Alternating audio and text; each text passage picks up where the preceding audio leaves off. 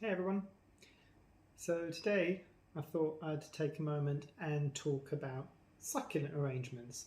I know probably not the right time of the year to be doing this, but this is one that I created in the summertime, but I've not got round to kind of showing you and kind of talking through it. So let's just jump into it, shall we? So as you can see, my succulent arrangement was done in a shallower terracotta pot. Terracotta is always a good idea when you're doing succulent arrangements because it will wick away the moisture, so there's less of a risk of overwatering and rotting your succulent essentially. And what I've used in terms of a potting mix is an succulent and cactus soil that I bought from a garden nursery, and I just amended that with even more perlite to make it more airy essentially, so that the water will kind of go through it a bit quicker. It still means that I'm watering this even in the winter about once every 7 to 10 days, and it seems to be doing really, really well. And I'll talk you through what I've got on here and why I made the decisions that I made with this arrangement. So obviously here we've got a string of, I'd like to say string of beads, but I think it's a string of tears. I don't know if there's a massive difference between the two of them. Here we've got an Aristea, I think, if I'm not mistaken. We've got some baby toes on the side, which I'm really happy with this actually, because it was really suffering in its own pot for a very long period of time, and it only had like 1 or 2 growth points, and they were looking like they were going to die off, but actually it's come back really strongly after being put in here. There is a lace aloe at the side here. There is, well, originally it was just 3 wellfin Sansevieria, so tiny small wellfin Sansevierias, which all started, and I don't know if you can see where my finger is pointing to now, with 1 small wellfin, and everything else is basically pups from that 1 wellfin. There is also a bird's nest Sansevieria in the middle with the yellow variegation. You might not be able to see it. There is also what started off as a very, very small Sansevieria cylindrica, which is the kind of, I think it's also called African spear. And you can see when it first comes in, it comes in with flat leaves, and then eventually it starts getting this more cylindrical form. And at the back, the scientific name eludes me. I might put it down here at the bottom.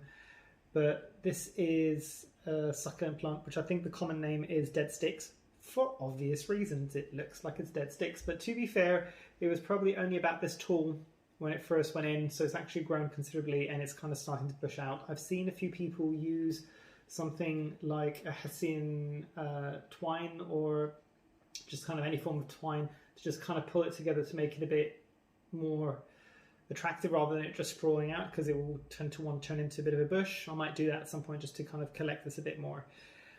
But everything that was put on here was done on purpose. So the string of tears was done to create the motion of kind of something spilling out of the pot, so it gives some interest all the way down. They've obviously the spiky elements that would be like the aloes and the wellfins as well.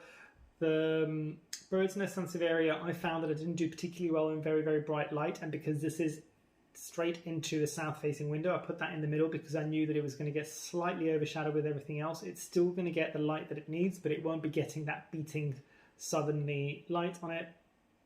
And then I wanted something to create height, the same way that I wanted something to drop down at the bottom with the string of tears, a string of beads, whatever you want to call them. I wanted something else to create height. So the cylindrica and the dead sticks essentially created that structure for me. And so far it's been doing really, really well. This has grown like mad.